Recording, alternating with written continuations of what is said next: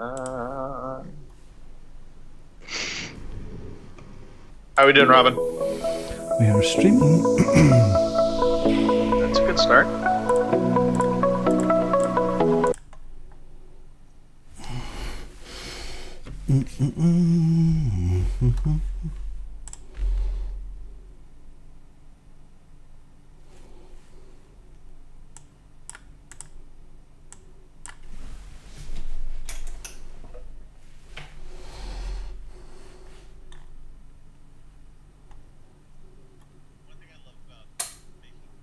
Is I get to watch movies. Wow.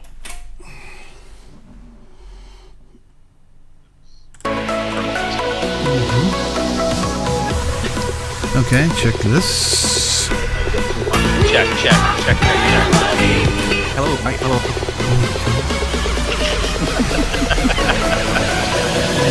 By the way, every time I get in party chat. Okay, check this. Check.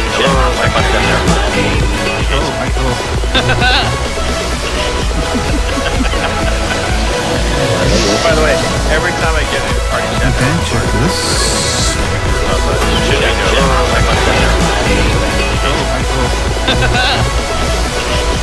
So my prediction of what he actually wanted to do. By the way, every time I get in party chat. Well.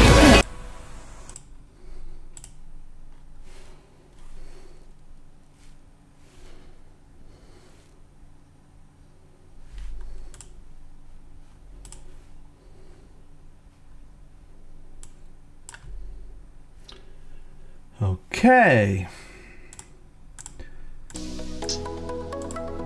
I believe the audio is about to go live. Can you hear me? I can hear you. Can you hear me?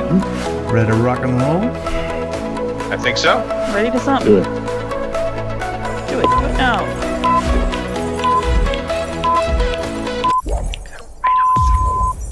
Good evening, ladies and gentlemen. Y'all are listening to the Overseas Connection podcast. Shut up and sit down. Here we go! Would you kindly? I think we're just getting started. Medic! I'm a witcher.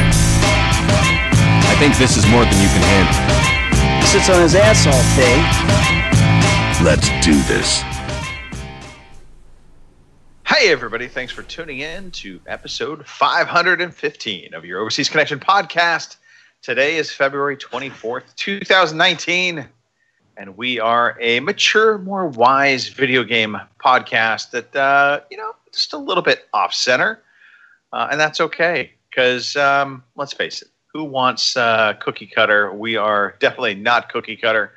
On the show today, we have Spinning the Decks, taking a big drag from his vape, is Mr. Robin Tate. Hello. Hiya. Hey, everybody. Welcome to the Madhouse. Oh, everybody's here. These are all cut. These are all formed. Beautiful. 4x4. Yeah. Here, Phil, give your headset a knock there. Yeah. Oh, yeah. Coming through camera now. Fantastic. It's the first Aliens reference of the show. Yeah, hi everybody. It's great to be here again. It's been a heck of a week, and I'm looking forward to spending some time with my buddies. Hello, buddies. All right. I was Hello, going to say, who are you talking Yeah, about? when But are I they guess even doing us. Also on the podcast today, we have Miss Kim Woods. Hi, and we're not frozen today. Well, we're cold, but we're not snowy, so there's a plus. That is a plus. Spring is coming, I hope. Last and certainly not least, Mr. DM himself, Phil Olson. Good evening, everyone. How's everyone doing? Good. Good. Fantastic to be here again. Love it. Excellent. And if I didn't already mention, because I don't think I did, my name's Greg DeLacy, also known as Murphy's Law. All right, so if you are tuning in right now, and if you're watching us live, then this message isn't for you. However, if you are listening to maybe the audio version, or maybe this is your first time watching us, we broadcast every Sunday, 9 p.m. in the UK, 1 p.m. on the West Coast, 4 p.m. on the East Coast, 3 p.m. Central Time. I don't know why we should probably mix up that order. Just saying. We are on twitch.tv. We are on mixer.com. We are on youtube.com. All you have to do is put in /OC podcast, and you will find us on one of those lovely platforms. And of course, if you are listening to us after the show aired, of course, you can always watch us again on repeat, or you can put us into your MP3 player of choice and download and listen to the podcast through iTunes, Stitcher, wherever you get your audio podcast from. Let's talk some birthdays. We do have one birthday coming up. It is I want to say former. I don't know if Seth is now podcasting again. I don't know if he's actually taken the mantle back up. Definitely a former podcaster. Seth McNitt, also related to McDonald's. Everybody is related to McDonald's, for the record. If you have Mick in your name, you are part of the McDonald's family. Congratulations. It's going to get you nothing, maybe a free McNugget. He is turning a ripe old age of 65 today. Seth, congratulations. Happy birthday. Well, okay, technically it's tomorrow. Tomorrow he hits retirement age. Well done. We have this for you, Seth. Happy birthday to you. Happy birthday to you. That's enough of that. Yeah, enough of that. Done. All right. Let's just talk about some stories. I'm gonna lead this off. Hooray, it's story time. Hooray, it's story time. I'm so glad to be with you today. You were saying? Sorry. I get excited about story time because apparently. Yeah, this week in particular, I had to fly out for some work stuff. I was out in Nashville, Tennessee for about a day and a half. And on the way there and on the way back, I got in plenty of time to watch some movies. And do you want me to start with what I like the best or the worst? Oh. What would you like? There's 3 movies here that I'm going to talk first. about. Okay. Yeah. Really? Yeah. Best first? Okay. Yeah, Right, build best up to first. Best first, 22 Miles. Mark Wahlberg. It was a movie that came out. I remember hearing about it, and I for whatever reason, I was just like, it just didn't sound exciting. And so I fired up the movie and was pleasantly surprised. It is a kind of CIA spy-like thriller type movie. Maybe not thriller is the right word, but it involves the CIA. Let's just put it that way.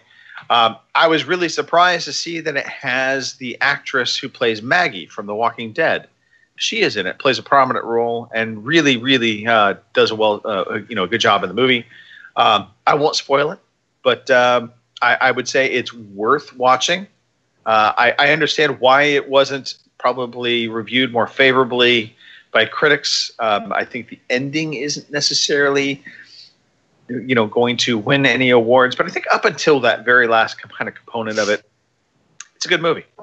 I'd say recommend it. I'd watch it. Go for it. The other movie that I'm okay. So Right. did they walk 22 miles? I mean, did they run out of breath doing a marathon? I mean, they're almost there. Do you want me to give you the basic premise plot? Jesus Christ, Phil, you look fucking sexy tonight. That blur thing that you've got on, you just wow. He's popping out of his picture. Gee, God, I'm just waiting to see an Azraeli rocket land on your head any second now. Wow. Anyway, carry on. Sorry. All right. So the setup of the movie, and I'll just say this. So Mark Wahlberg is part of a CIA kind of hit team. Mm-hmm. They get asked to actually do an extraction, which isn't normally what they do, but they are asked to, in a sense, kind of guard a high-value asset to get it out of the country. Nothing to do with the dentist. country being, I want to say it's like Colombia or Venezuela. It's a South American type country. Build a wall.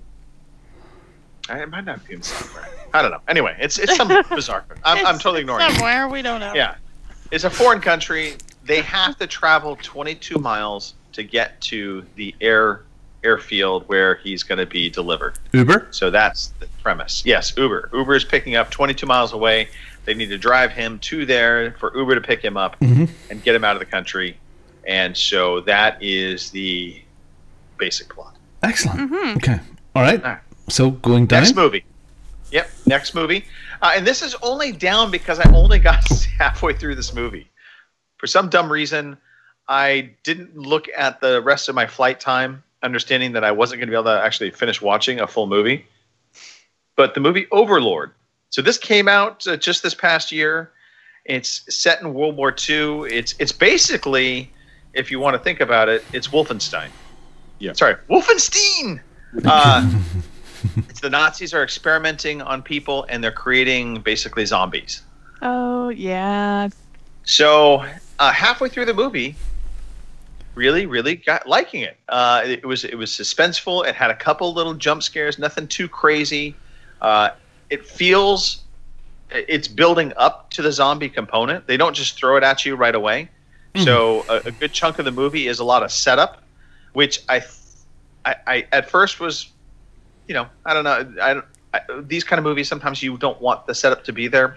For this movie, I actually really like the fact that they took their time setting up things. So you get to know the different squad members of this U.S. paratroop force, and they're going in to take out basically a radio transmission area that is critical for the D-Day invasion.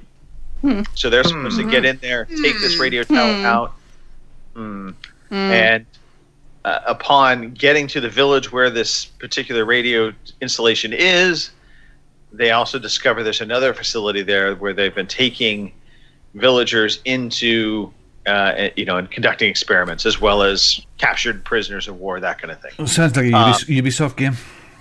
Did you have to climb the tower? Was there a caged animal in a cage? Collect all the there is a documents. caged animal at one point. No climbing of towers as of yet. Okay. But 45 minutes into the movie, you only saw a glimpse of a zombie. So they really were setting it up, but you could tell, at least where I left off in the movie, it's right around the corner. It's going to happen in a moment. Saving the budget on the CGI. Okay, the last one then, and I'm disappointed with this, but okay. Yeah. So they once again have made another Predator movie. So The Predator came out, I guess last year. I think is sometime in last holiday time frame. And can we just Hollywood stop making these movies? Because nobody is doing anything good with these movies. This was as bad as it gets. At first, I was like, you know what? I saw the trailer for it while I was on the plane. I was like, all right, I'll take a chance on it. And The Predator, which, by the way, gets a little confusing because the first movie, Predator, they had both of them on a listing. And I'm like, wait, so is this actually a different movie or is it the same movie? And then I realized the was the key component of differentiating the two movies. And for the record, The Predator technically is a movie with multiple predators in it, so I don't know how they get the part of it out because there should have been a bunch of predators. Yeah, it's such a shame because I watched the first one not so long ago, and it's a bubblegum movie, but it's pretty gritty, it's pretty good, and it's just a shame what they do with these things. It's like the time I went to see Teen Wolf 2. That's one before the internet. And you're with your girlfriend and you're going, where do we go to the cinema? Yes, Teen Wolf 2. And you're going to see Teen Wolf 2. And then you realise, just as it starts, that it's not TWO, it's TOO. And yeah. God damn it. Yeah. But, okay, speaking of movies, Phil watched a movie that I've loved, and I think you've watched it as well. Maybe, Greg? I don't know about Kim, but you watched a movie just last night? I've not seen it yet. No. No, me neither. Last night, watched First Man. Oh, yeah. It was absolutely superb. Yeah, and I will just throw this out there. As much as I enjoyed 22 Miles, if you're going to be picking out of the four of these movies, I mean, obviously, I know Predator. A lot of people, The Predator, want to pick that. Don't do it.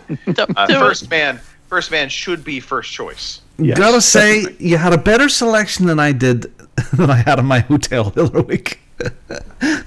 Yeah, it was a bit tame when you end up pulling the laptop up to watch something on Netflix. Yeah. Oh, yeah, okay. Oh well, So no porn. you know? Is that what you're saying? Do you know what?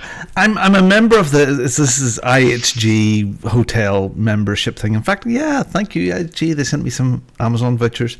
They arrived yesterday. But with that, you get all of your movies in your room for free. That's part of the thing for signing up to their little club for all their different hotels. All the movies, or just some of the movies? I believe it's all the movies, but I'm just. As in all the movies, this will show up on your bill as just a movie rental. Yeah, as a zero. It'll just say media or something. But it's just that you know that the receptionist will know. Right. You know, because everything else has a name. Rented. The Predator, and then movie rental. Yeah. Honestly, I did think it was the original Snow White. Yeah. Yeah. Oh dear, me. Yeah. So yeah, we have First Man. Thoroughly loved it. I thoroughly recommend it, and I think Phil will as well. I think the sound in it, Phil, and you're a man that loves his sound. Was if you're listening on a good sound system, and anything actually, the sounds of them in the rocket going up to space was just terrifying. The creaks and the bangs and how out of control. The sound design was absolutely amazing. I'm hoping they get the Oscar tonight. So we'll have to see. But it was the creaks, the groans, the general atmosphere of, and the claustrophobia as well. Yeah. How small it was. Yeah. Yeah. Very, very good. Good stuff. Good. What else? What else has been happening? Phil, you want to talk about some Property Brother type house selling and buying? I love, by the way, the Property Brother show. If you don't watch it, it's like crack for those that are like fixing their house. Yep. Yeah, we have it over here as well. So we've got about 30 episodes. They've done so many. It's on auto record. Yeah, same so with every us. time we go back, there's hundreds of episodes. But they're brilliant. We've sold a house and put a reservation on the new one. So all good. Hopefully the new house will be built mid-June. Ooh. So, okay. Cool. You threw me off there because when you said put a reservation on the house, I'm like, that's an unusual saying, or we bought a new house. No, but he's buying a house on the reservation. Yeah. Down the Reds. Right. Got it. He's My bad. Chief Phil. Yeah, Chief casino. Phil. Oh dear. Just insulted a whole nation right there. I'm sorry. Almighty. Good job. America. Oh, okay. So brand new build. Fantastic. Cool. Yes. Nice. All very exciting. And also we started a new podcast feed. Sorry. Sorry, we need to back up. Okay. I remember seeing pictures of the home. Was that not the home you bought? No, that was the one they sold. we sold. That was the one you sold. Mm-hmm. Yes. Huh. Because you haven't seen swore photos. What my question was, were you taking pictures of maybe the model home? No, that's our home. I missed that series. Do you actually know what your house is going to look like? No. All right. Fair enough. So, funnily enough, with this, most new houses in the UK, anyway, they have show homes so that you can go around of the actual model. This particular home doesn't currently have a show home, so being around all the other developer, the show homes for the same developer. So we've got a good idea, and obviously we've got floor plans and everything. But all very exciting, and any photos of the house so far would be just a mound of earth. Now, speaking of your mound of earth, because technically that is what you've bought into at this point, is it, on a cul-de-sac? Is it, Yeah, it's on the entrance to a cul-de-sac. So it's a completely new estate. So there's no through traffic at all. So only buses are allowed through. There's raising bollards that only allow buses through. So it's on top of a hill. So cool. Wait, did you say there's like a raising bar, like an entrance gate? Bollards, yeah. So the big post. To you two. Yeah. So it doesn't allow cars to go through. It only allows buses. Phil has bought into a concentration camp. That's what I'm hearing. There you go. Okay. Well, good luck. Well, that's not long. The shower facility. Yeah, sorry. Okay, let's move on. New podcast feed, Phil. Let's talk about this. Yes. Yes. So I decided that the OCD&D show is going very well. I decided to put it on its own podcast feed. Go. And that is already on Spotify and will be on iTunes very shortly. Excellent. So awesome. Watch out on Twitter for that. So how do you find that, Phil? What do you search for? OCD&D. OCD&D. Cool. Right. You guys sort of flittering around and nerding around the place. It's interesting to watch. Phil has also been very good about dealing with. I mean, we only record once a month, so it's in theory, this should be very easy for us all to make. Unfortunately, life seems to get in the way of late, especially. So last week, last recording, Richard Webster wasn't able to make the adventure, and now coming up, I am not going to be able to make the adventure. Oh, can you have a bot? However, Phil is being very creative in his storytelling and engineering things to make it all work and fit. So, yeah, good on you, Phil. Yeah, building up the group dynamics, shall we say? Yes. So we're recording this Saturday. This Saturday at 7:00 UK time, 7 p.m. on Twitch. So we'll be streaming, and it's going to be fantastic. You're going to miss out, Greg. I know. Really good. I know. I love it. I just love it all. I've put about 25 hours into this episode so far. My goodness. It's just like, OCD&D and Overseas Podcast. It's fantastic. It's like one big happy. Hello, Mike. Anyway. Anyway. Suck it up, Mark. Yeah. Well, okay. Look, I've had an interesting week. I'm absolutely exhausted, really, really busy, and this week coming is going to be absolutely nutty. I'm heading off at the stupid o'clock hours in the morning to head for a trade show for 3 days, to stand at a trade show stand. I was supposed to go tomorrow night, but I went, no, I'll just get up really, really early and drive to Dublin for it. Trade shows, love them. Okay. Yeah. No. Yeah. 3 days. Yeah. 3 days with late night in the middle of it, and some entertaining in the evening. So here's a question. Where is the trade show being held? In Dublin, in a big exhibition centre in there.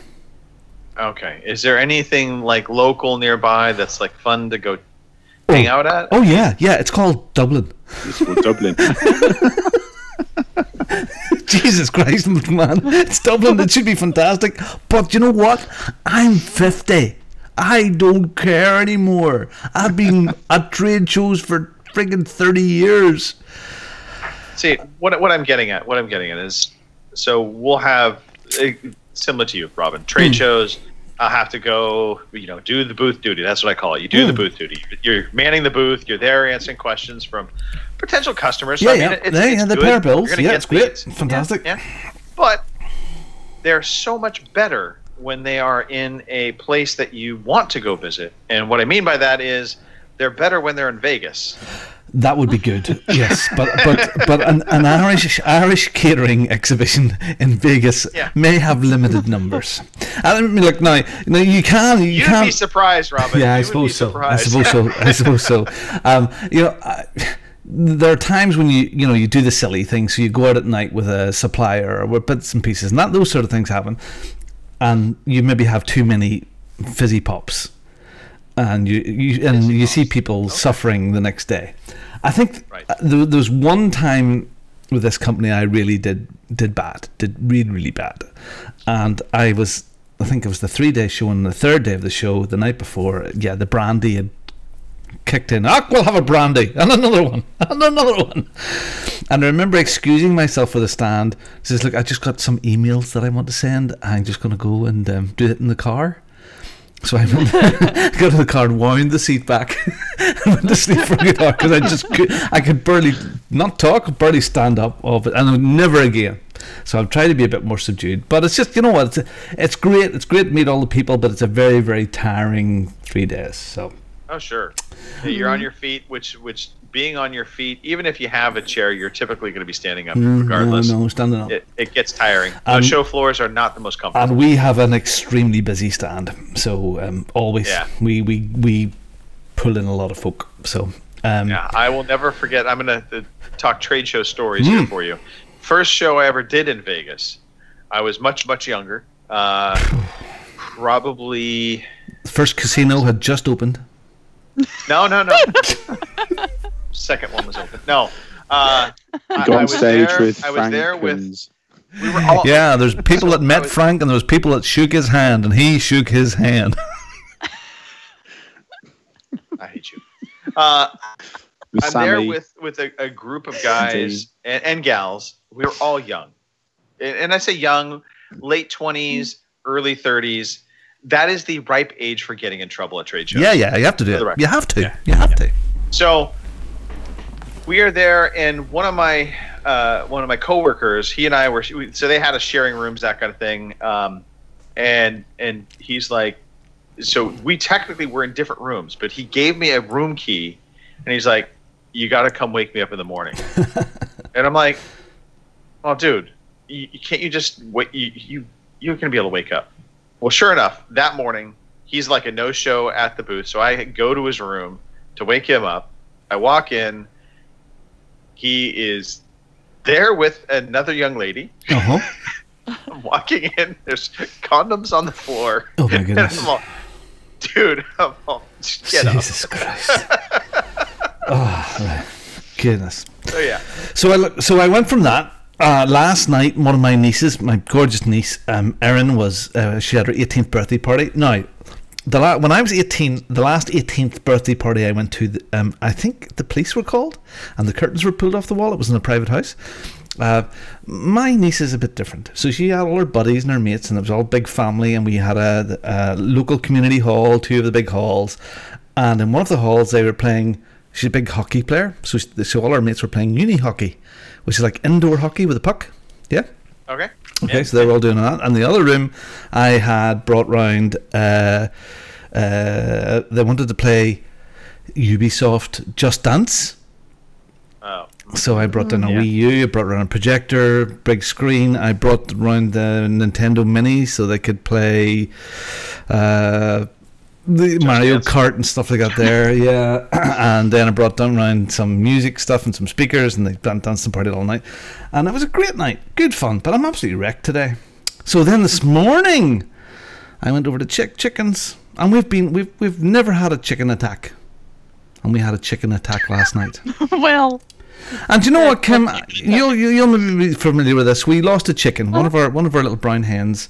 I looked in and there was feathers everywhere. I mean, everywhere. And I'm going, oh my goodness, they haven't just molted. It's like, wow. And usually when a fox gets in, the fox, as far as I'm aware, will kill them all. It will just kill them all and maybe eat one, just for badness. Just kills them all. Well, it didn't. I still have 4 hens this morning, and one little brown hen was destroyed. Completely destroyed. So just one hen was killed. One hen was killed. But so then let me propose an alternative story. Yes. Please. My next door neighbor again? No. I think you actually may have a chicken murder mystery. Another chicken choked the other chicken out. Yeah, possibly. I do have another theory as well. Lucky the cat was lying on top of the hot tub outside on the bandstand all day today, looking rather fat, and didn't come to the door for breakfast this morning. And I'm maybe. Yeah. Okay, but the horrible. So quick to blame the fox. Yeah, so I'm blaming the fox. So it's possibly a fox. Don't ever forget about the horrible thing that I had to do. This is like I built this chicken run, which is on 3 floors, 3 levels. It's like 3 chicken. It's like multi-story chicken. Yeah, and I had to go in to get the bits of chicken. Yeah, the picture you shared with us was fantastic. So I got the welly. Like out of Breaking Bad or something. He had his hazmat suit on. CSI. Yeah, pretty much. Yeah, it was one of those big paper suits with a hood. I got the gloves on, the welly boots on, and I had to crawl in because it was way in, and there was bits of wing and bits of. I just had a bucket load of chicken at the end of it. Yeah, This was Robin. Yes, there you go. About to go in. So I had it wasn't Kentucky Fried Chicken bucket, but it was a bucket of chicken. I came out. The other chickens are looking at me like going, looking a bit timid. Yeah, that was horrible. But the mystery is there was no head. I couldn't find the head. So, yeah, poor chickens, terrified. So I had to go and seal all the little holes and bits and pieces. Now, our neighbours around the corner, they lost all their hens to foxes, so that's living in the sticks. But you need to build a chicken safe house. Yeah, well, safer. I build a wall. Build a wall. I was going to, Phil, but I can't get the friggin' money for it. I said, Judith, I need at least £1.8 to build this wall, and she'll give me nothing. She went, it's an emergency. No! That's what I've said to her. I'm going to declare an emergency. How do you not have the chickens actually in like an enclosed, like using chicken wire, like big fenced in? They've sort of dug underneath bits of it, and there was wee gaps to the outside. Not big enough for a chicken, but something squeezed in. Ah. So there's no squeezing. The foxes drop in like PUBG. Yeah. Buggers. Anyway. All right, well, we look forward to the resolution to the chicken fever. And last thing I'll say is just as a wee FYI, the arcade club meetup with the veteran gamers and ourselves and all the guys is happening on the 13th of April. That's a Saturday from 11 o'clock until 6. It's in Bury, wee town in Bury. My flights are booked. I'm coming with the Charlie Bop again, and we'll be flying in and out for the day. So please come along. It's a great day. The arcade club is this fantastic place with 3 floors of retro and new arcade machines and the latest of PCs, and we all get together and have fun. And the evening they're going to go out for dinner. I won't be there. I'm flying back. But if you want to get involved in that, either contact Stu or Mike or myself at Bongo the Scene, and we'll get you sorted out. So good day, good fun. Yeah. Unfortunately, Robin, I am not going to be able to make that. I will be in Vegas, actually. Oh, yeah, go trade show. No, actually going for fun. Oh, family. Cool. We're doing a family trip down to Vegas. Oh, brilliant. Yeah. Kim, we did not get a chance to talk to you.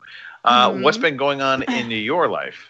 Well, there hasn't been any chickens killed, but there has been a fox. I don't know if it's the same fox, but we do have a fox running around here. I saw it the other day. Oh, an international fox? Transatlantic fox? Right? Wow. Yeah, I happened to be washing dishes, and I looked out the window, and there was a fox in our barn lot with the horse, and I'm looking at it, and I'm going, that's not our orange cat. It's too fucking big. And sure enough, no, it wasn't the orange cat. It was a gigantic fox. So apparently, rumor is we've got 2 of them running around here. Because last summer we had one outside my bedroom window that woke me up at like 2 o'clock in the morning. So yeah. Yeah, thanks, guys. Yeah, it's funny. I came home after breaking down all the kit for Aaron's birthday last night, and I came home, and it was a beautifully clear night last night, and well, I don't probably you, Kim, as well, but there's. On a night like the night, there's no light pollution around us, where it's complete darkness and the sky is just fantastic. So I stood there for maybe 5 or 10 minutes because Judith was away in her own car and I was waiting for them all to come back. I was just sitting, staring up at the stars and just, oh wow, look at this, fantastic. And I did hear some away in the distance and thought, oh, that's lucky, getting lucky, or something. But it probably was the fox on its coming in, yeah. Yeah, because at 2 o'clock in the morning when you're sleeping, and that's right outside your window, you think for about 5 seconds, what the fuck is that? And it's going to get me. No, see, with me here, it could be my neighbour throwing stones at my window, if you remember that episode so long ago. Anyway, let's move this. I don't know what that fucker was saying. Let's move this. All right. Let's move it along. But anyway, other than the fox, Tony's birthday was last week, and we celebrated it yesterday. So he's now 6, believe it or not. I feel ancient. I know, little fat head. He made out like a bandit. I got him Red Dead Redemption for his birthday, and he got a gigantic Nerf gun and a fishing pole. I mean, the little shit did well. So, I know. God bless you, Kim. 6 years old, you're buying Red Dead Redemption. So much for the parental warnings on the back. Just hold on for another 12 years. Again, it's 7th. But he watches me play Red Dead Redemption 2. He's watched me play The Witcher. So Again, fantastic parental skills, Kim. I do what I can. Hey, I've got him this far. You know. In fairness, not your child. No. So not your problem, right? You know. And also, it's a documentary where Kim comes from.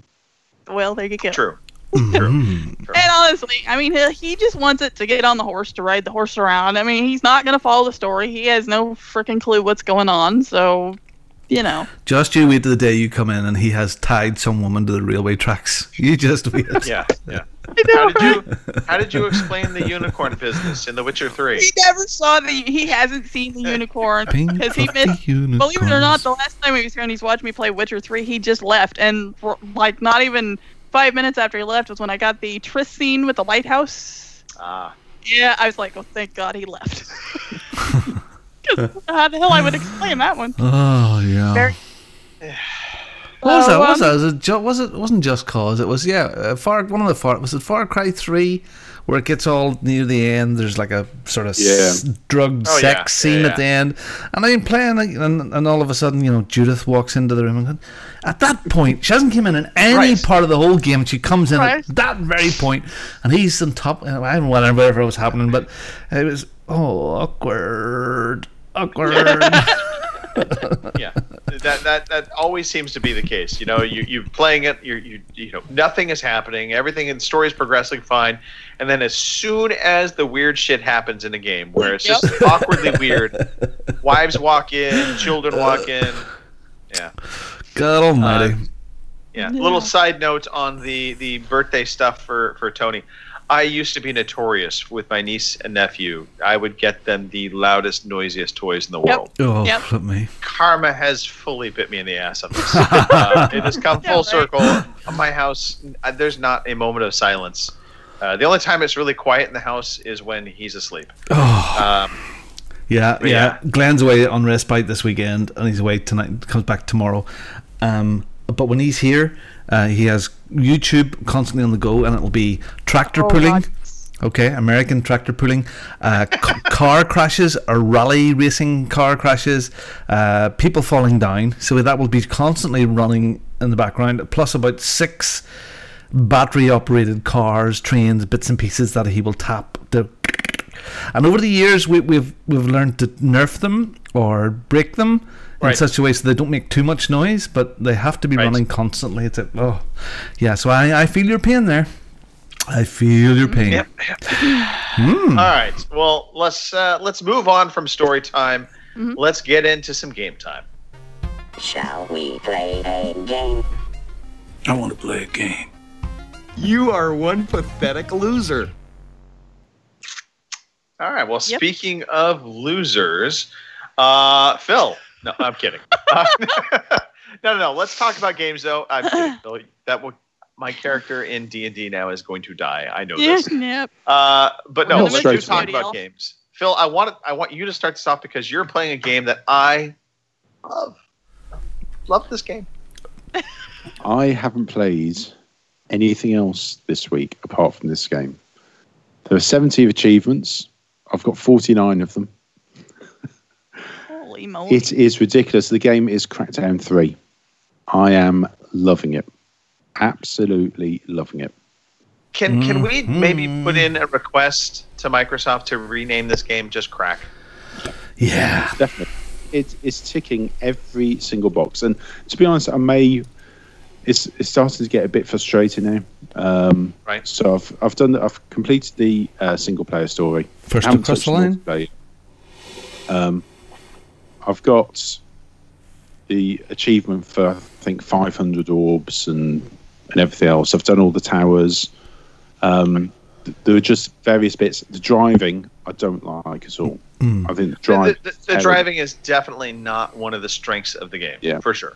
But it ticks every box in my book.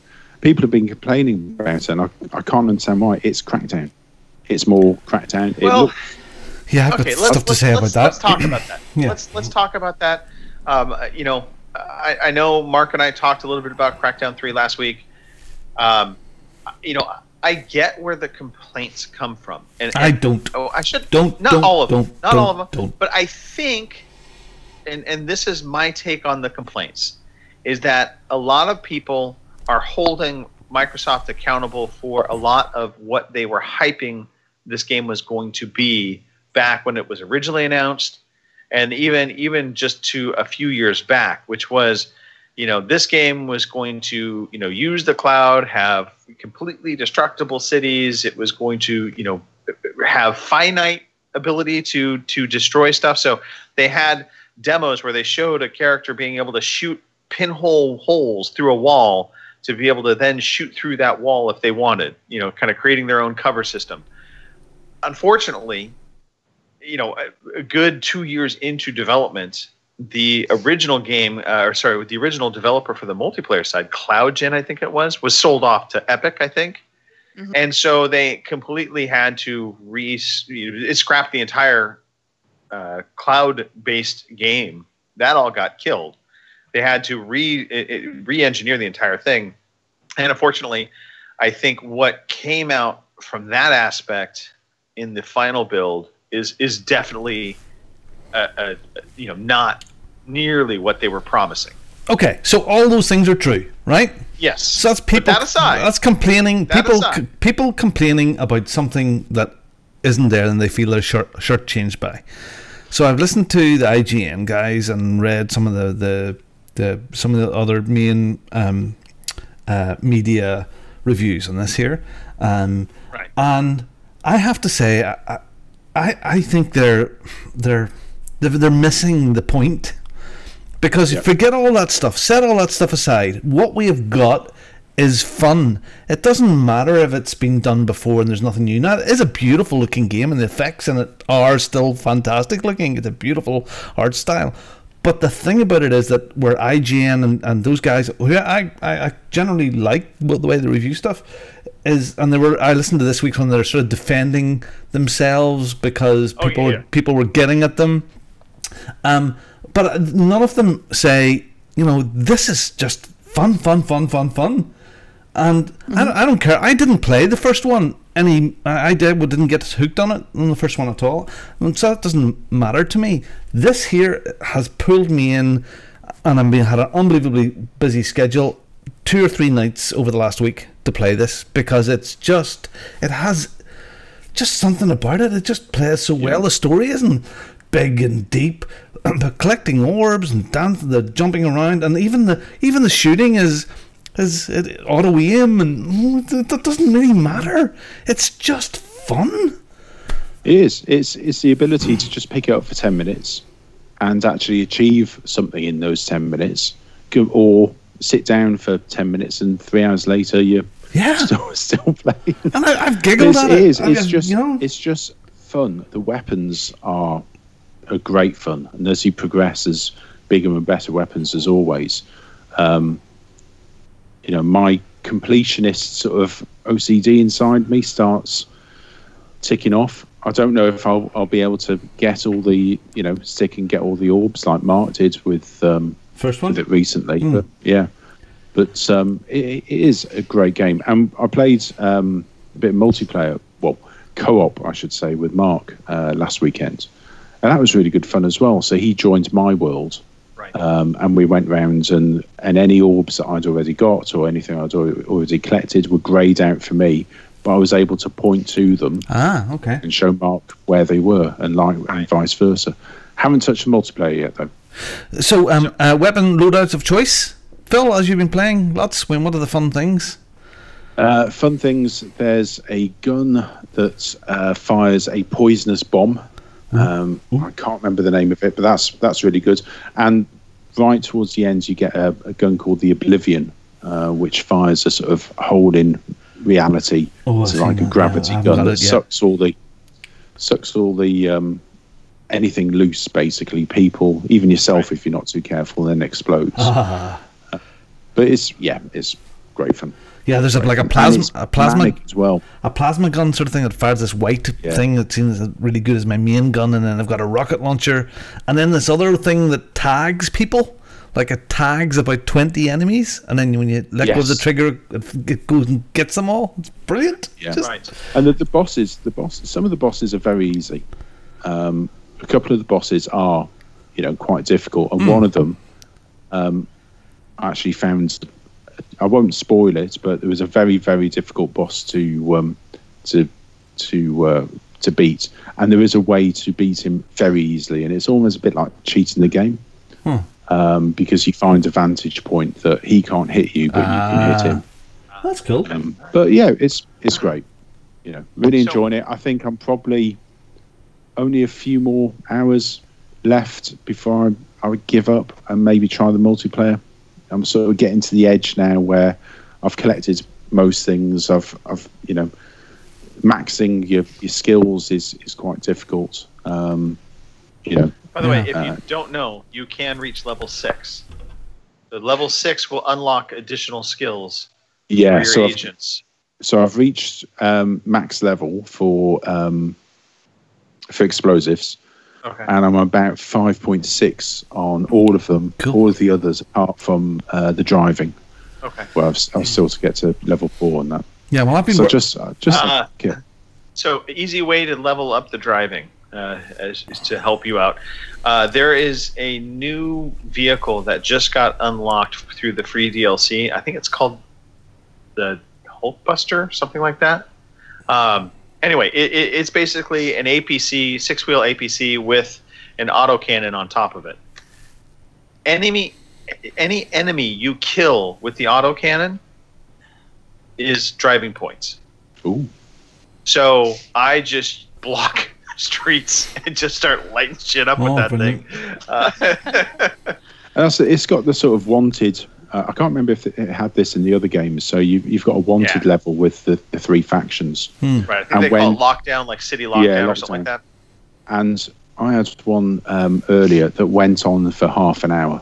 Yes. And it just constant enemy after enemy just piling in. And I was racking up points left, right, and centre. But it took a good half hour for me to actually get rid of them. Yeah, I've just been... Sorry, I've just been working my way around the map, just completing every little thing. So it's sort of if you do it, the map sort of goes counterclockwise, and as I'm working my way around the map, it's getting tougher and tougher, and more enemies are coming, and so lovely. Well, and things that I like about this versus the original game, and you know, I know I talked about the criticisms being justified because I do think there was a fair amount of overhype and overselling on what they were promising, but what they delivered, I think, is a really good game, and I've been thoroughly enjoying it. The co-op system, I think, is brilliant. I think for a game where finding orbs and hunting the orbs is a critical component to the game, you know, having the ability to see, you know, orbs that your partner hasn't been able to get yet, and being able to help them find that is huge. And I like how they've broken the city up into small or smaller chunks, where each chunk tells you how many orbs are available and how many you've gotten. So that's a good way that, you know, hopefully you'll be able to maximize and complete all the orb hunting. The online co-op seems to work very well. I do like the weapon variety mix. In fact, you know, it's funny. I look at Crackdown 3 and I think back to Sunset Overdrive. I really liked Sunset Overdrive, but one of the things I hate about Sunset Overdrive was how the combat worked. Because the combat, you always had to be moving. You couldn't just stop, and it drove me nuts. Crackdown 3 is the combat I wish Sunset Overdrive had. It's Sunset Overdrive and Saints Row 3. All sort of rolled into one. So brilliant. Just fun, and it does. You're absolutely right, Phil. You just when you try to finish, you go, there's one more orb. I'll just just one more. Spot out of the corner of your eye. And then another one. Oh, a monkey bar. Oh, goody. You know, and then an hour has passed. That lure of, you know, as you're traveling along, and suddenly you hear the of an orb, and you're like, oh, there's an orb around here, gotta find it. So let's get to the point. The point about this game is it's not the most groundbreaking game in the world, but the gameplay is brilliant. It looks good, and it's just fun. Yes, there was bits left out. Great. Yes, I would love the main character, Jackson, the guy, but I'd love to hear more of his voice apart from fucking Gravity. You know, I would love to have heard of him. There was things I would like in it, but what I've got is it's fun, and lots of games are missing that. They're so serious, and this is not. So yeah. Love it. I don't know that I would recommend this for $60.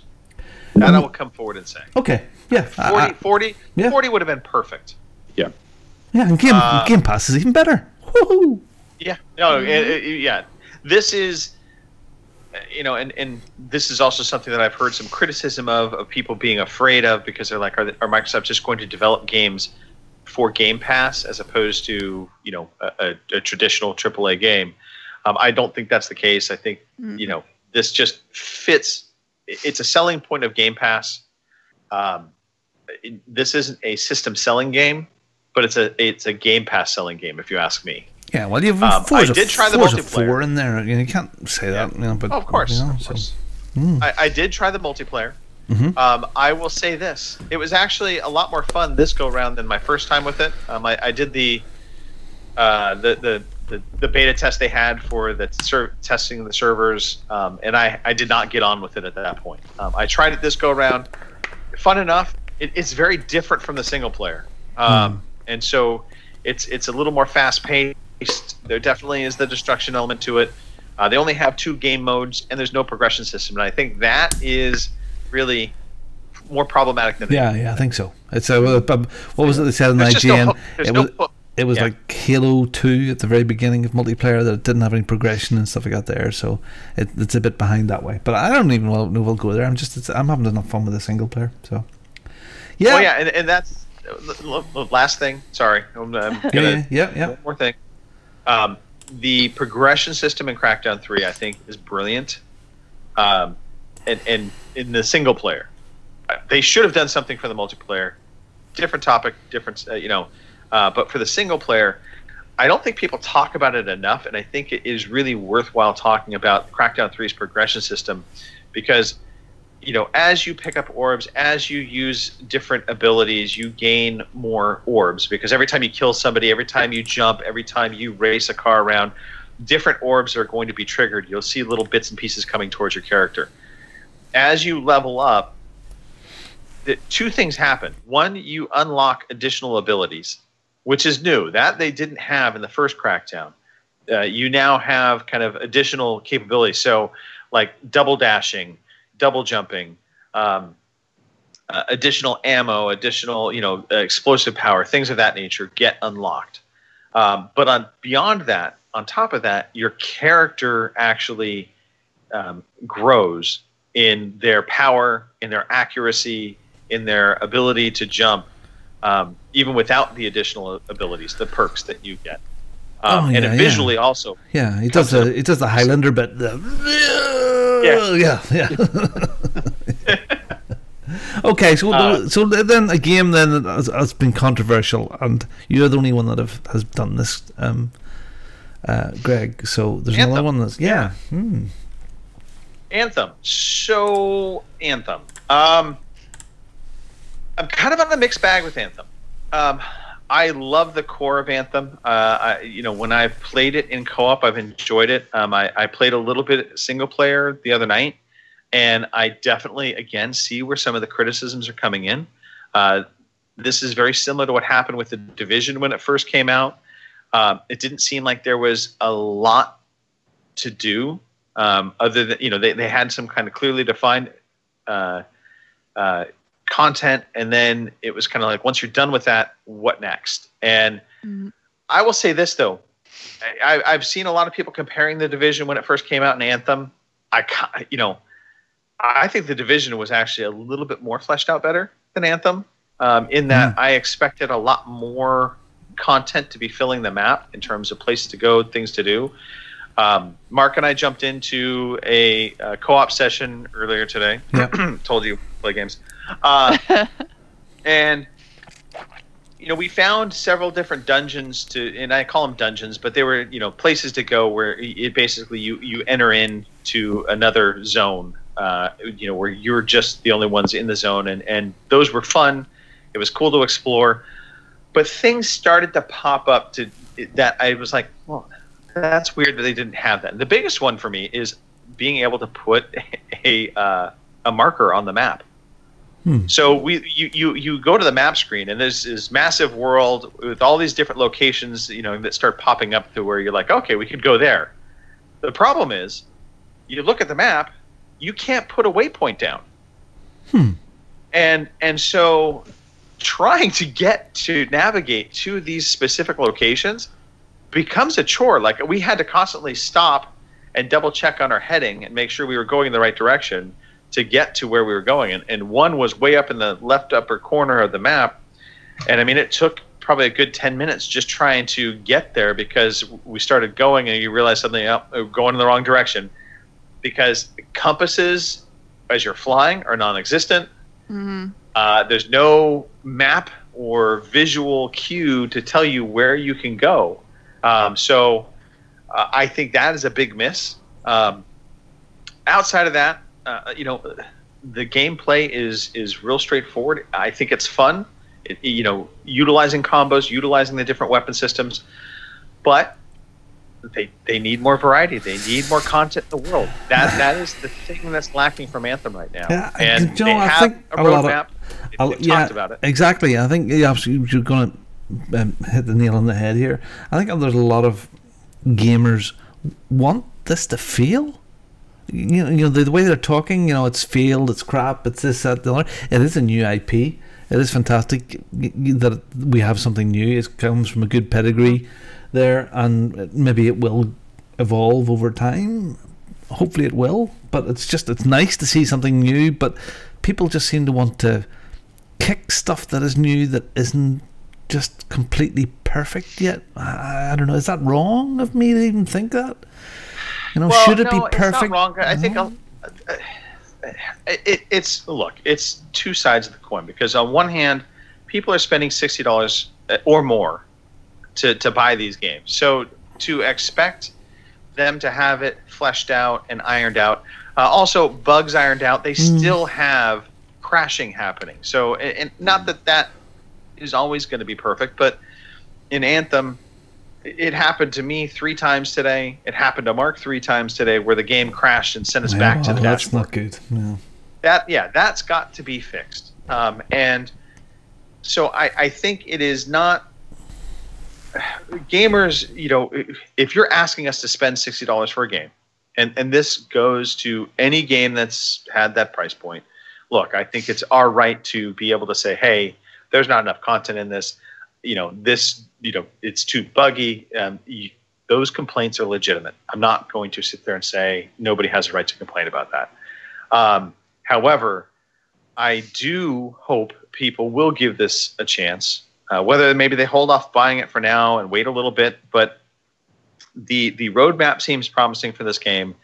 I hope EA takes lessons from Ubisoft, because I've got to tell you, Ubisoft has been one of the best companies this generation of launching games that maybe didn't have the best launch, but they have supported those games. They've continually upgraded those games and updated them to the point that they became really good. And I look at Rainbow Six Siege. It launched to a bit of a wet thump, and everybody kind of was on their case, and they stuck with it. They added, and suddenly it's one of the better games this generation. I look at other games, like The Witcher 3. It got continuous support. Trying to think of some of the other notables that have kind of gone down this path. But Destiny is probably another game that started off with a lot of criticisms, but it was an exciting new IP. Mass Effect. They continued to add to it. Mass No Effect. Man's Sky. No Man's Sky, yeah. So Aliens, Cloning Marines. No. Well. But yeah, so Anthem right now, I think if it's getting a score of 7 or 6, I think that is probably deserved. It's not to say it's a bad game, and this is the other thing that we need to, I think, as gamers, need to reset some expectations, because one of the things there's been 2 mindsets that have been happening of late with reviews. I think reviewers have gone back to actually using their scales properly, and so when they say a game is getting a 6 or a 7, it's to say, this is not a bad game, it's not a great game, and it's not, a super, super, super great game, right? But gamers, unfortunately, have equated to anything under a 7 is trash. Yeah. And if it's a 7 to 8, it's just okay.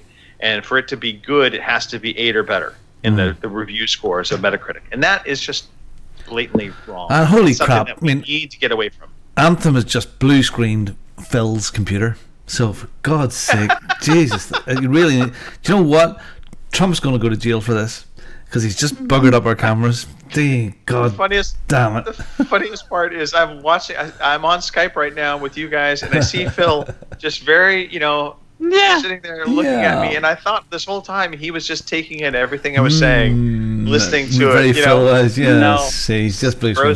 So sorry about the camera feed. Well, hopefully he'll get back in a minute or two. Okay, right. What we doing? Well, let's shift gears. Robin, Trials open beta. Let's talk about that. Get a bit of Trials up on the screen here. So I am a Trials fan. I loved it. A lot of us were the original Trials. The second one, it was okay, but it's kind of lost its. I don't know.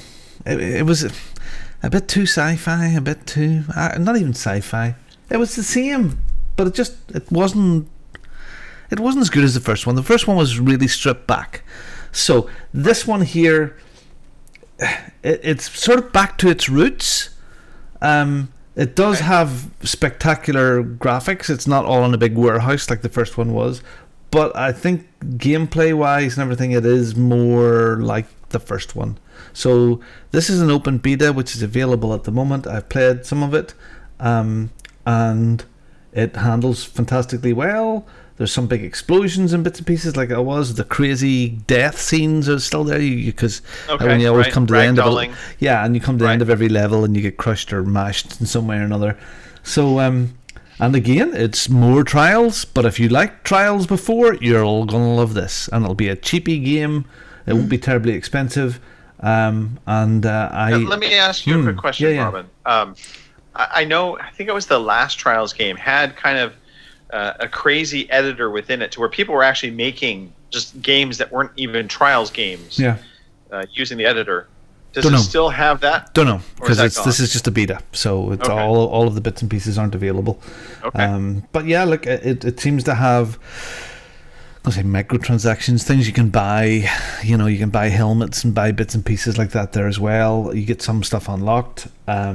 There's a sort of a story, but it doesn't matter. It's about that skill level of Are they still having the progression of the different motorbikes? Yeah. That's the same idea. All right. I remember it was just it didn't sort of fit. And was it E3 or one of them, was it last year or the year before? These crazy guys came and danced on stage, and a big fat fella danced in a clown suit or something, and it was just. I think I missed this. Yeah, and it's just like what is this? So thankfully that guy isn't in it. There's maybe a photograph of him or something like that there, but it's pure Trials. So for Trials fans, don't panic. It's more Trials. So. If you were comparing this to BMX Pumped. Oh goodness, sorry. Yeah. See, BMX Pumped is a very, very poor version of this game. Yes. So, all right. Darn it, if I can get everybody back in 4x4. Yeah, sorry. And sorry. I hear Phil. Yeah, he's back. I hear the voice. Yes. So blue screen of death. Yeah. What can you do? I'll fiddle around with the cameras a wee bit here, and you can work away. Fair enough. Kim. Yes. Why don't we talk a little? Well, the 2 games on your list this week. Which would you like to talk about first? Probably the one that I haven't. Well, I've talked about Stranger Brigade, but we've played a new mode. So yes, we because we finally finished getting all the cats and the jars and yada yada yada. So we tried Horde, and we decided that was the 30 minutes of butt clenching that we really didn't want. So because if you've all played Horde on Stranger Brigade, you know what I'm talking about, because they just throw guys at you left and right, and you don't even hardly get a break, and when you do, you've got to run around and get ammo and whatever else before they throw another bunch at you. So I thought, well, we don't like Horde. Well, they've got Score Attack, and I didn't play it. I didn't know what it was for sure. And it's kind of like a mini version of Horde, only you have to score as many points as you can, and they give you smaller chunks of the map, and you try to get through the map as fast as you can and get the most points. Okay. Yeah. So all right. if you haven't played Score Attack on Strange Brigade, I recommend it because it's fun. And I mean, if you're bored with the campaign, because we're waiting for the DLC to drop in price, because $30 for the season pass seems a little high when I didn't have to pay for the game. So, or some might say that would be cheap since you didn't. Well, okay. Maybe I'm just being a little Isn't bit that of the a idea? stickler, but yeah. But they did play for the game because they pay for the game. They paid $25, so they're thinking, well, I only paid $25 for the game. Why would I want to pay $30 for the DLC? Because So all right. Oh, you playing on PS4? No, I'm playing on Xbox. Oh, right, okay. Yes. It's on Game Pass, isn't it? Yes, it's on Game Pass. So Score Attack. If you haven't played it and maybe you didn't get along with Horde, because for me, Horde with two people is Jesus. If I remember correctly. Because you can make comparisons to other games that have Horde mode, and most famously, it's Gears of War. Gears of War, in between waves, they do a kind of a quick kind of score recap, if you will. You kind of get your XP, and then they kind of set up with the next wave, and you get downtime, so to speak. Yeah. In Strange Brigade, you don't really have that sense of, here's what you earned, No, you get 20 seconds to get your chain. If you want to swap your gun, or if you want to get ammo or a health potion or whatever, you get 20 seconds. And once that 20 seconds is up, they're right back at you. So, like I said, if you have more than two people, if you got 3 or 4 people, it's not so bad. But when there's just 2 of you, it's a little much. So, Score Attack. Try it out. And other than that, me and Sarah played Overcooked 2 today. We got into some of the seasonal stuff because, as a matter of fact, we started with the Christmas stuff they put out for Christmas, the new levels. Okay. And who knew hot chocolate in Overcooked 2 was so fucking difficult? Go figure. 'Cause it is. You think. Why is it difficult? Well, you think hot chocolate, no big deal. You put the chocolate and the milk in a pan, you heat it up, throw it in a mug, and throw a marshmallow in it, and there you go. But no, they have like 4 different fucking varieties of hot chocolate. Like, maybe it's just plain hot chocolate. They might want a fucking marshmallow. They might want whipped cream in it. I mean, it's fucking nuts. So, yeah. These are legitimate hot chocolate concerns, though. I guess. I agree. When I have hot cocoa, I think, do I want a marshmallow? Do I want whipped cream? Do I a little peppermint schnapps? Huh? Right. Well, Bailey's in there, So maybe are you giving a little disservice here to the actual hot chocolate, because it is complicated. It's not just straightforward. Yeah, I guess it's not like opening the packet of Swiss Miss and throwing it in with your milk or your water or whatever you decide to do. But yeah, it's making hot cocoa in Overcooked 2 is not as simple as it sounds. So. Am I the only one, by the way, that keeps looking at Phil, wondering if he's frozen again or not? I'm listening to Kim. I know. But Phil, last time when you just blue screened, you were like this, and you were perfectly still, and so I kept thinking you were watching me like Robin is right now. I almost thought Robin was frozen. So yeah. Anyway, all right. Anything else we need to talk about? I think we've covered all of the games. Oh, I got something. I bought Assassin's Creed Odyssey this week. Ooh. So all right. I took the plunge. It was like $16, and even though it's physical and not digital, I was like, you know what? Fuck it. So that's the right attitude. I like it. Okay, real quickly. So this is actually going to make me want to talk about this topic real fast. Is it me, or has been pretty much every new game, it feels like it. I know it's not the case, but it certainly feels like at least the new big games have all been open world, giant, perk systems or grindy bits to them. It's kind of exhausting as I start to think about, and it's not just the games I've been playing, because Assassin's Creed Odyssey is like on my quote unquote shelf to play. And I've got Anthem now. Crackdown 3 is definitely a grindy game. I'm complaining about that, but it's in there. You're a money man. There's the Division 2 on the horizon. Yep. And then, on top of it, I just saw that Stellaris console version is getting some really positive buzz. And I'm oh, for $40, I might have to just surprise Mark with that one. Yeah, that's really tempting me. I don't know. But Jason Johnson, I actually reached out to him about Stellaris, and he said he recommends going online to YouTube. There's a certain YouTuber he watches. In fact, I will relay that right now. Yeah, he loves this because he loves Stellaris, and he watches this guy called Aspec, ASPEC.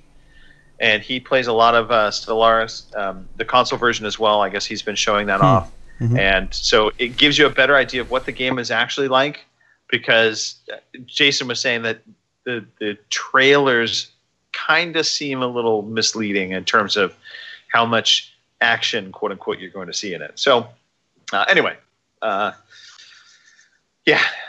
grindy games, man. I'm just saying, they're all around me right now, and I don't have the time for it. That's the worst part. I hear you. That's part of the reason I canceled my Anthem pre-order, because I'm still neck deep in Red Dead, and it's like, It's probably smart, Kim. It's probably smart.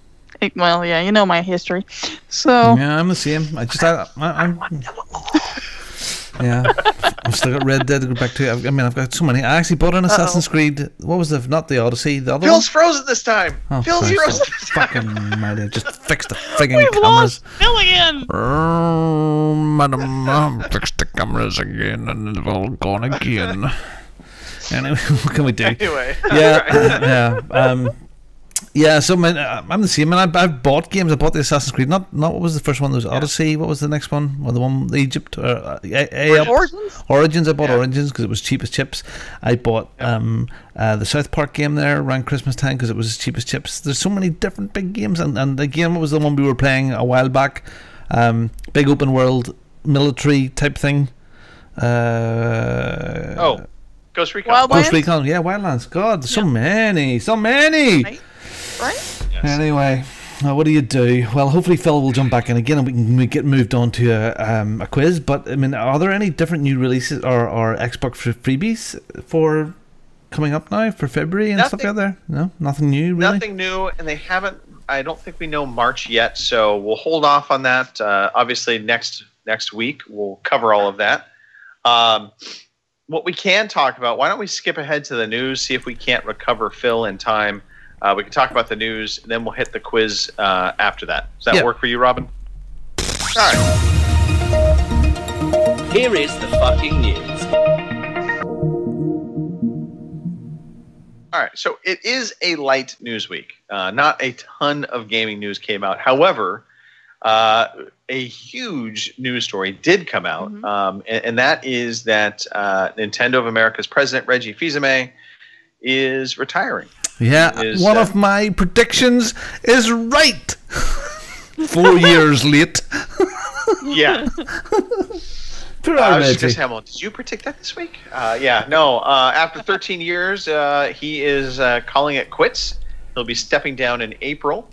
And this is probably the funniest part about it. The new COO will be Doug Bowser, who's the current Senior VP of Marketing and Sales. But yes, Doug Bowser will be taking over. And so Bowser is finally going to be running Nintendo. But in part of Reggie's kind of farewell send-off, he did a video and put that out on YouTube and Twitter, all that good stuff. Now, yeah. But he was interviewed. He said, "Nintendo owns part of my heart forever."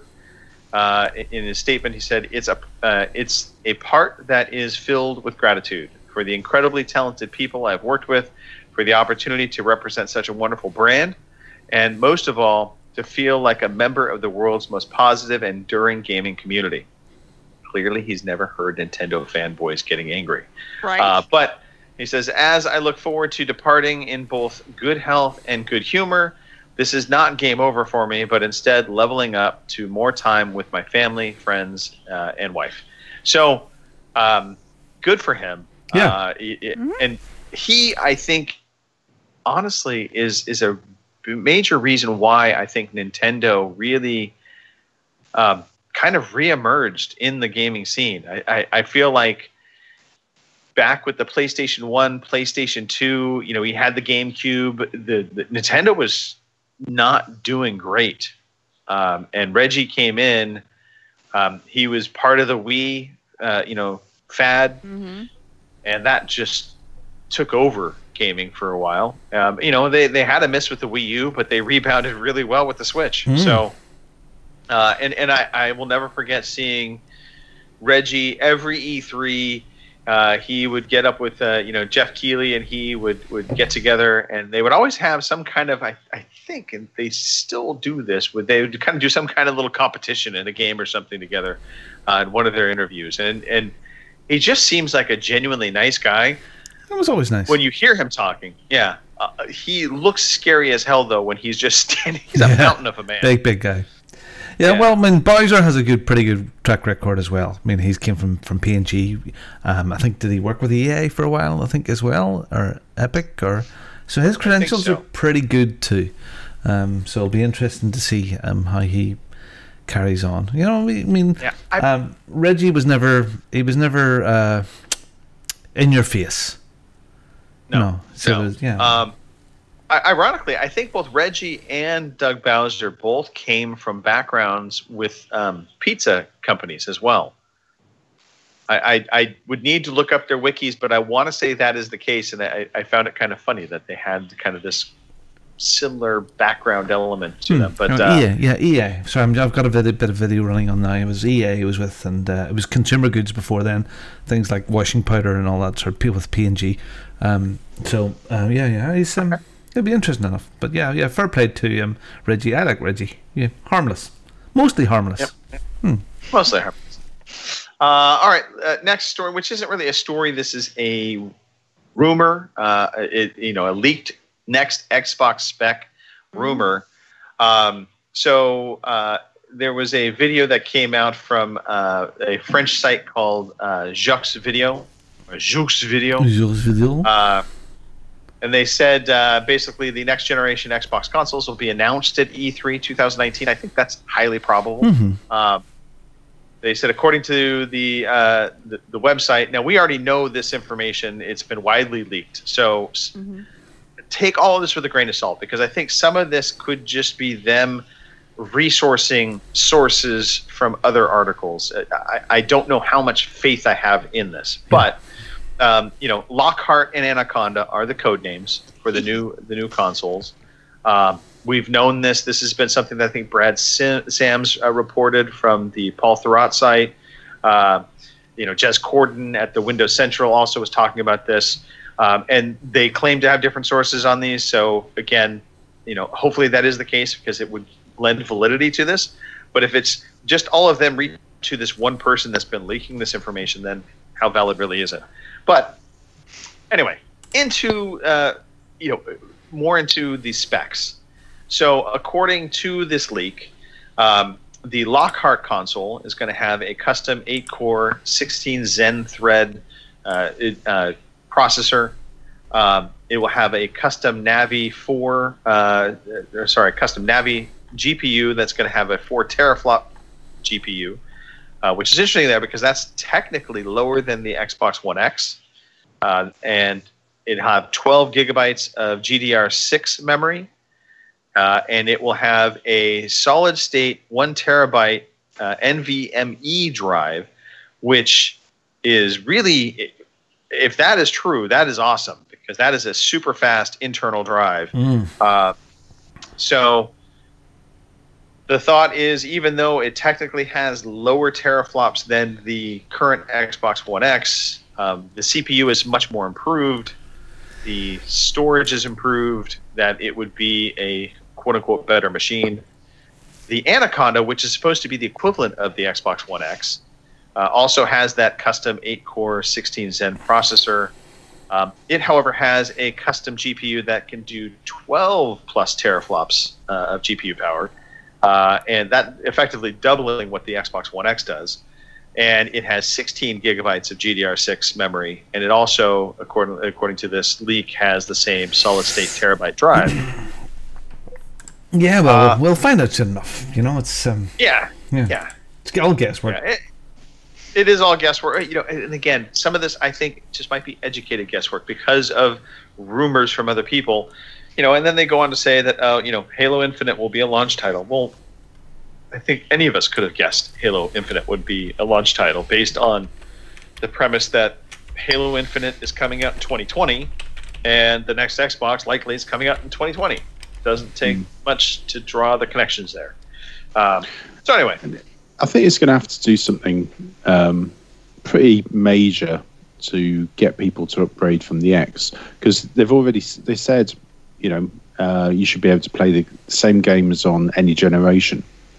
So aside from graphical improvements, in theory, if you've got an X versus the Lockhart or Anaconda, it should be exactly the same game. Well, you know, and it's interesting that you say that, Phil, because this ties into the other rumor that I want to say was from a week ago, but maybe it was this past week as well, talking about Xbox Live coming to the Switch and Game Pass coming to the Switch. We know Microsoft wants Game Pass and Xbox Live on other devices. Mm-hmm. You know, they are not beholden. So unlike, I think, Nintendo and Sony, who really tie their services to their hardware, Microsoft is very much taking, I think, a direction of we want our services not tied to hardware. We want our services to be part of an ecosystem that you buy into. Yeah.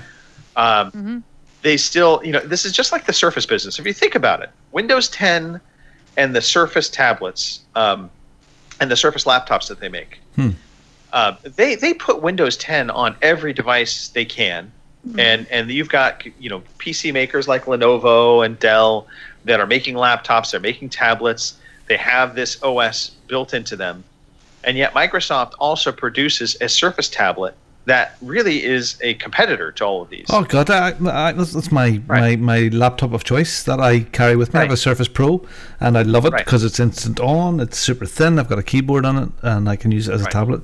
So yeah. And the way Microsoft positions that is the Surface is a premium Windows experience, and they are more than happy for you to buy whatever device you want that has Windows on it. They don't care.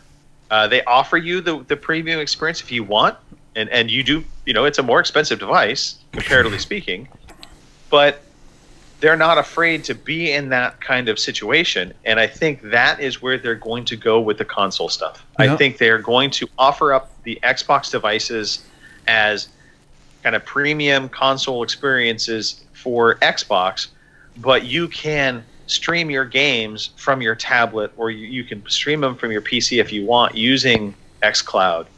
You know, you'll have Xbox Live available on these other devices. It just isn't necessarily going to run natively better than the Xbox devices. Remember, streaming. I also streaming think is limited. I think is also as well the shell they created to run Xbox 360 games inside the Xbox One. I mean, that shell can be transferred, I'm sure, to run Xbox One games on other devices, PC-based devices as well. So, yeah, I think they're onto something. Anyway, I mean, it'll be interesting to watch this year. The promise of xCloud is streaming on any device. But don't forget, streaming technology, and this goes for PS Now, it goes for Google Stream, they are limited to 1080p. You're not going to see streaming of 4K content. So if you want 4K games, if you want that high content, you know, that high visual, you know, fidelity, you can't do that through streaming. 1080p so that I think is would be fine on a Switch, Greg. On a small screen. No, I'm not talking about the Switch though. I'm talking about just in general. Yeah. Okay. Cool. All right. So anyway, there you are. All right. Do we have a quiz? Yeah. We do. Let's talk about the quiz. It's a quiz. It's this one here, I think. Hooray! Nope. Story time. It's which one? Oh, that one. 20 questions. Ooh. Modifying the wheel. All right. So, Kim, you won last week, did you not? I did. Okay. Indeed. So, here's how this works. We have our 20 questions. No.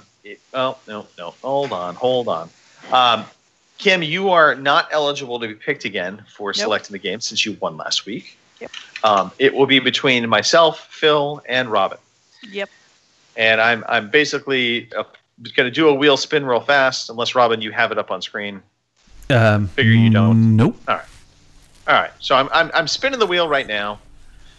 Here we go. We'll see who gets to pick the game. Ooh. All right. So, Robin, you have to select a game from your previous gaming this gen. It cannot be anything outside of this generation of gaming. Okay. It has to be something that you have enough knowledge that you can answer all of our questions. Okay. So a game that you've put some considerable time into. Okay. Shit. And then we three will take a turn asking you questions. If none of us guesses the game, then you get a point, Robin. Okay. If, however, at the 20th question, one of us is able to guess what game it is, then that person gets a point. If somebody guesses early, say Phil guesses on the 10th question, he guesses the game, he gets the point, and the game is over at that point. Make sense? Yeah. Sure. Cool. All right. So, Robin, do you have your game in mind? I'm just having a wee thought. But didn't think I was going to be that lucky to get picked. See if we can see the reflection in his glasses.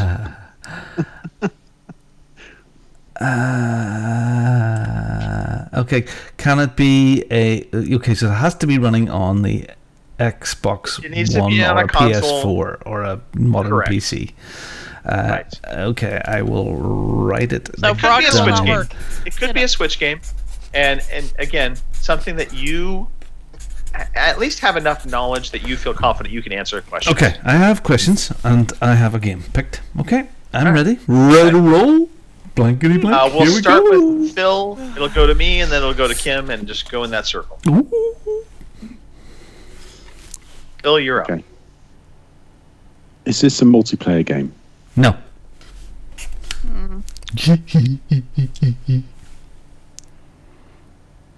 All right. Is this game a console exclusive? Let me rephrase this. Is this game exclusive to a single platform?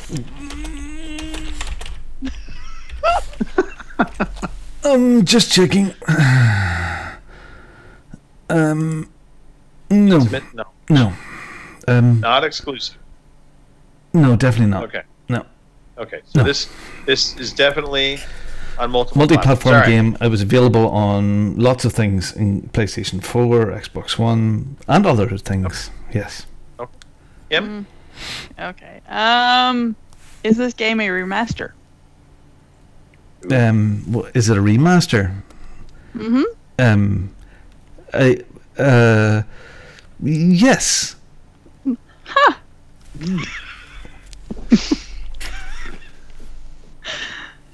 Thanks, Sarah. Interesting. All right. Is it a remaster? Is it remastered? Yes. Yes. It was available before, and now it's available again. Yes. And it's better than it was before. So yes, remaster. Okay. Yes. Okay. Alrighty. Do you see? I'm jumping here, but do you see the character that you play? Yes. You see the character that you play. That's 4 questions. Okay. It's good this side. Is this game in the horror genre? No. Unless you're a real wuss. But no. Well, I am kind of. Let's see. Is this game a first-person shooter? Well, no, that wouldn't be right because you said you could see it. But anyway, all right. Is this game a shooter? No. As far as I'm aware, there are no shooting devices in this game with combustible bullets. There might be, but I don't think there is at all. It would be a very, very odd weapon for that. Okay. Come on, you fools. Is it a platformer? Yes.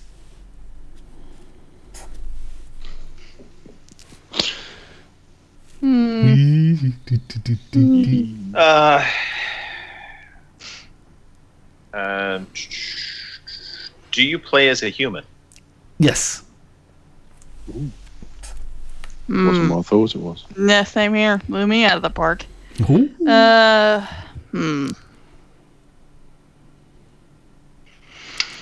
We're on the 9th question, by the way. Okay. Alright.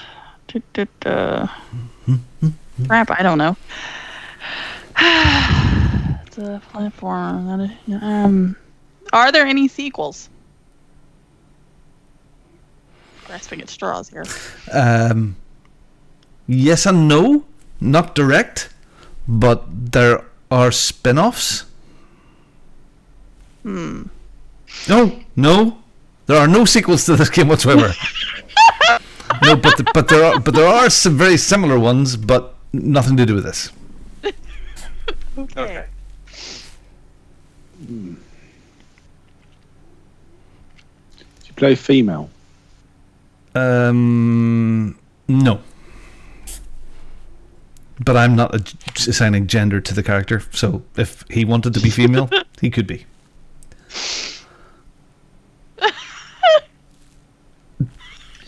All right, so here's what we have so far. It is not a multiplayer game.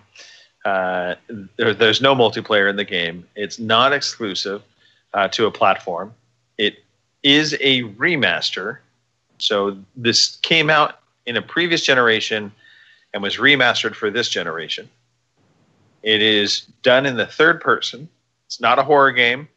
It is not a shooter. It is a platformer. You do play as a human. There's no sequel. There are like games, but no direct sequel. And you do not play as a female. So you are a male character, male human, and a platformer. Okay, do you have 10 questions in? Do you want a wee hint somewhere? It was released first in 2012. The 7th of September in 2012. That's your clue. First released. Yeah, I'm still not helping me. Right? Whose turn is it for questions? It's mine. Greggles. Come on. Yeah. Was it developed by a Western developer? No,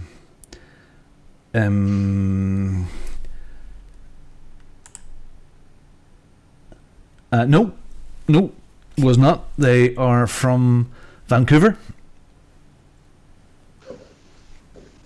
Okay, for the record, that would be a Western developer. Oh, sorry. Sorry, I thought you. Vancouver, Japan. Do you know what? I thought you said a Japanese developer. So yes, Canada and Japan. Yes.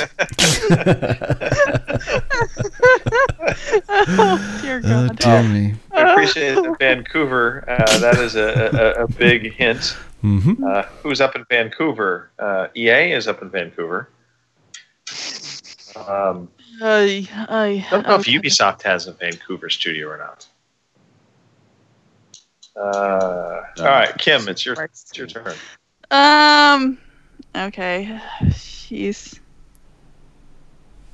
Platformer, play as a male human that may have gender issues. Developed by a non-Western developer in Vancouver.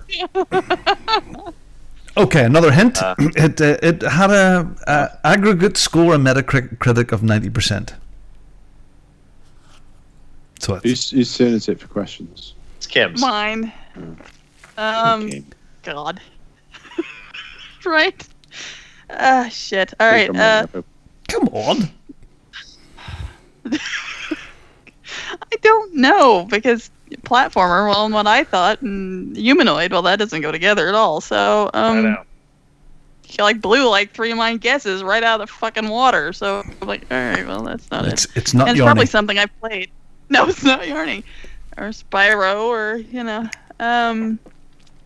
Christ, I don't know. Is it cartoony? Yes. I mean, I know it's a platformer, but yes. They're not all okay.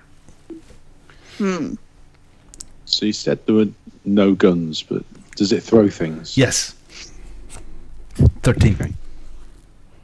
I'm getting there. I think I've got an. All right. So wait, you throw things. What was Kim's? If it was cartoony, and it is. Cartoony. Throw things. That is interesting.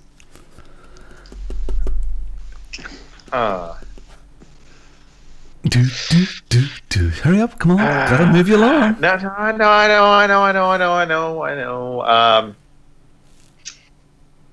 Does it take place on Earth? Yes, I believe this is an Earth type place. Yes. Yeah, it definitely. Yes, definitely. Yes, definitely Earth. I would say so. Yes. That would be Earth-like. Flat Earth, maybe. Flat Earth. I'm not sure.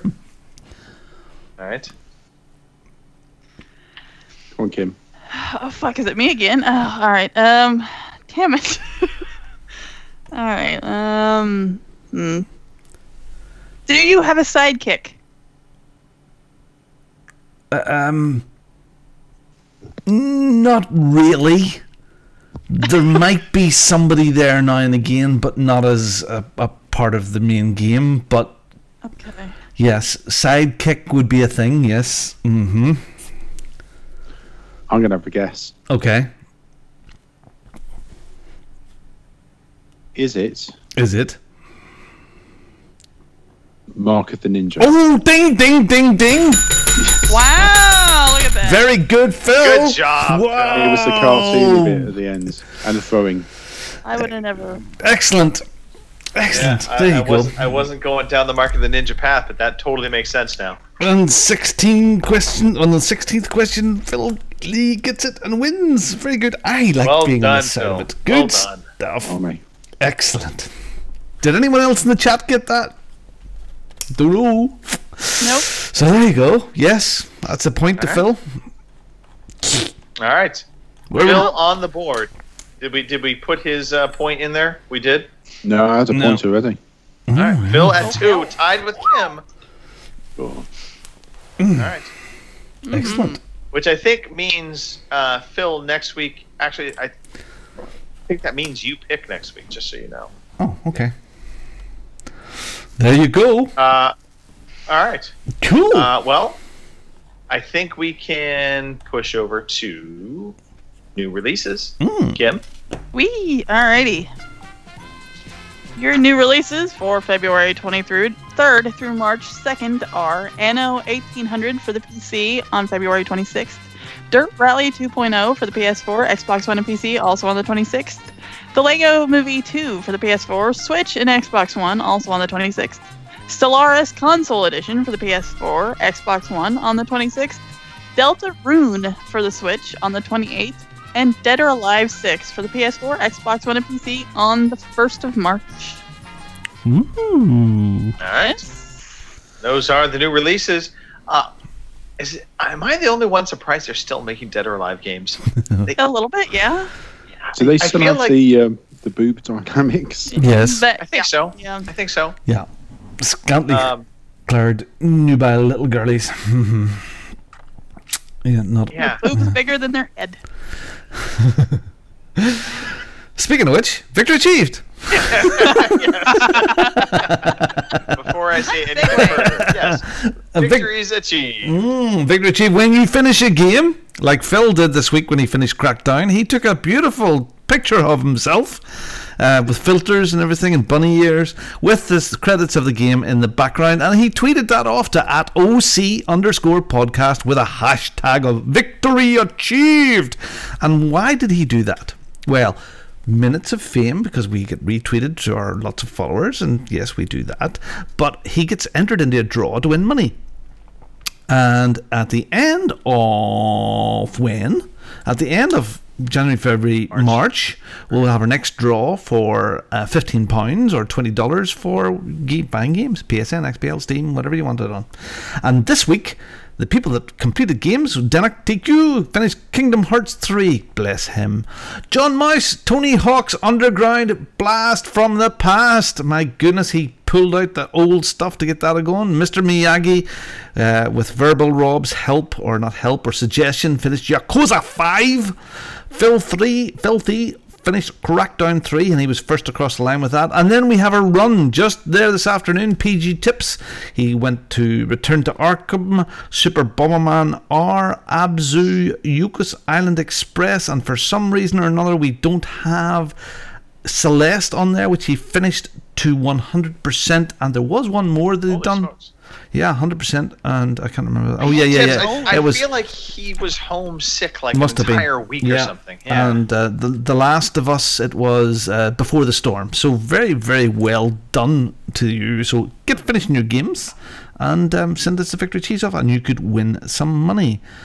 And you win, more importantly. Oh, yeah. Yeah. You all have a victory's achieved. Victory's achieved. You have one. A victory's achieved. Excellent. All right. Well, despite the Phil apocalypse with the computer, we did manage to actually run at a pretty brisk pace. We did. We're at the end of the show now. This means I talk about a couple things here. One. By all means, please download the podcast on iTunes or Stitcher or YouTube, wherever you want to download and review it. Give us a shout out. Give us a pleasant review if you don't mind. Give us a follow on the old social media spaces as well. Also, come check us out live. Twitch.tv/OC Podcast or Mixer.com or YouTube.com/OC Podcast. They will get you to us when we are live, 9 p.m. in the UK, 1 p.m. on the West Coast, 4 p.m. in the East Coast, 6 p.m. on Easter Island, 7 a.m. in Australia. Have a cup of Joe. Listen to the show. You see what I did there. Also, if you're in the Central Time Zone, for whatever reason, if you find yourself there, chime in at 3 o'clock. We're there. We have clubs. Because we are a clubbing kind of group. We like to go out dancing all the time. Also, we like to game in clubs. So the OC Podcast Club on Xbox One, OC Podcast Community, PS4, OC Podcast Group on Steam. We do have some PC gamers amongst us. And they're not super snobby PC Master Race elitists. Actually, they are. OC Podcast server on Discord. Come check that out as well. Because Mark says it is the future. Therefore, we have to include it. All right. Robin, play something more pleasant than my voice. You like us, we like you. See where I'm going with this? Follow us on Twitter @OC_podcast. Check us out on Facebook, fb.ocpod.com, or email us, podcast@ocpod.com. We'd love to hear from you. Hello, my fellow podcast family.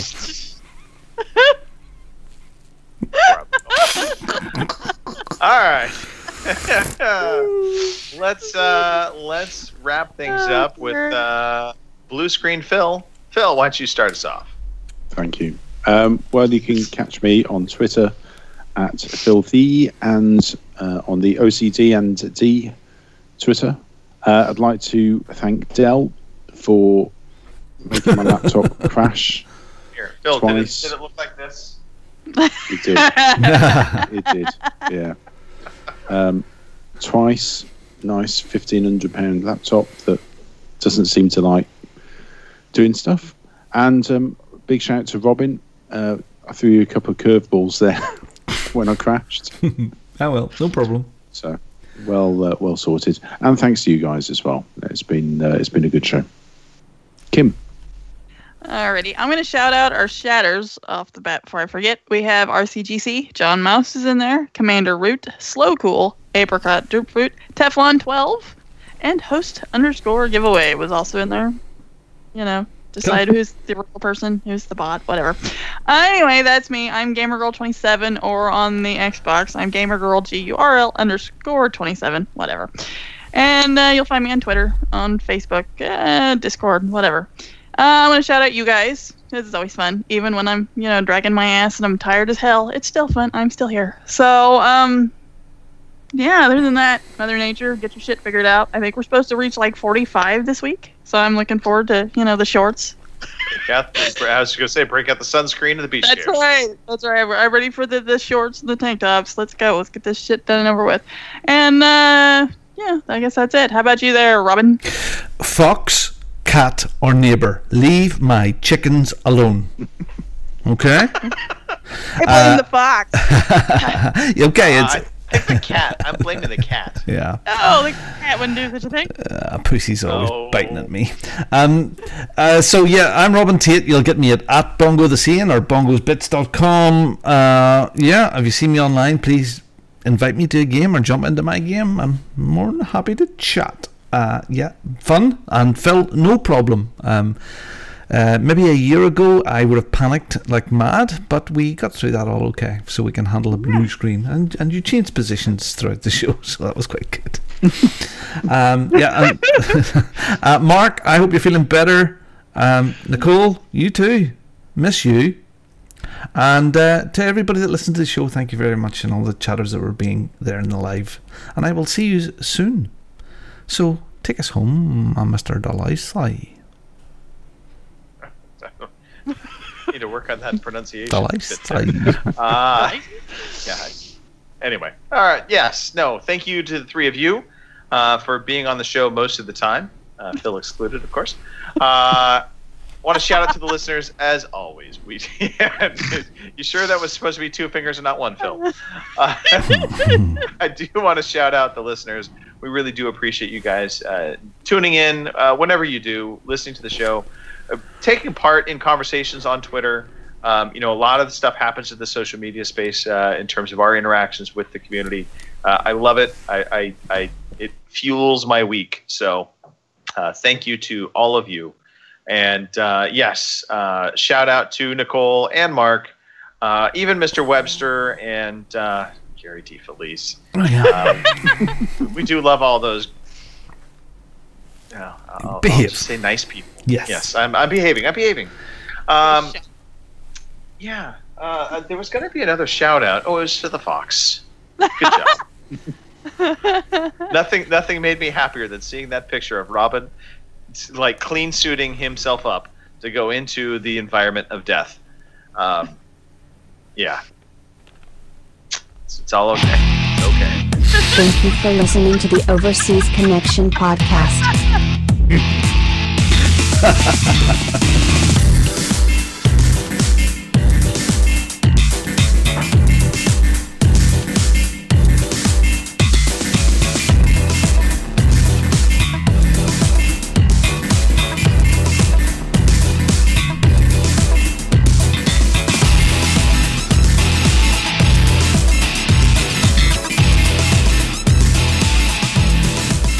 See you same time next week.